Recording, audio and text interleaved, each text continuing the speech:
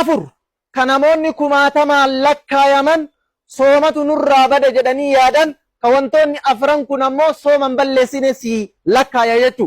Tokkoffaa rigaa rigatan kana namoonni kenna baay'een asraa booda rigaa rigatu. Maali yoo ati jetteen sooma kiyyatu narraa badaa siin jedha.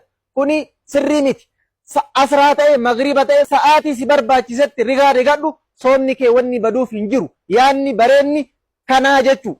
Lammaffaa wantoota namoonni sooma kiyya narraa bada jedhanii yaadan afrasan keessaa lammaffaan shaaworii. Namoonni kenna baay'een isaa shaaworiin seenu sooma keessa yeroo qaamni isaa o'ee dafqee jedhetti. Maaliif yoo ateetteen sooma kiyya narraa bada siin jedha. Kunillee dogoggora. Keessattuu warroonni biyya Arabaa jiran ho'a san keessatti dafqa san keessatti shaaworii osoo hin seeniin sooman jechuu. Kuni dogoggora. Sa'aatii si barbaachisetti shaaworii seeni wanni soomni kee baduuf hin jiru. Sadaffaa hancufa tana tuftoo laaftuu adii tana namni kenna tufaa deema.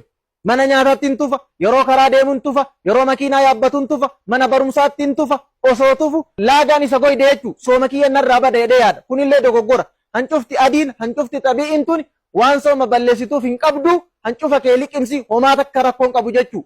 Afraffaa ilaalcha dogoggoraa keessa afraffaan namni tokko osoo janaabaa qabu jaartii isatti dabalamee osoo hin dhiqatin salaanni subhii yoo itti ga'e sooma kiyyatu narraa bada jedhee yaada. Kunillee dogoggora.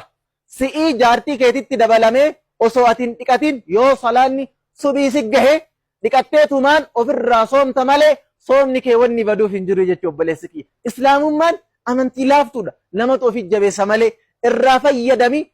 Viidiyoon kun namoota kumaatama fayyada waan ta'eef khayrii kana waliif qooda obboleewwan keessan biraan gahaa.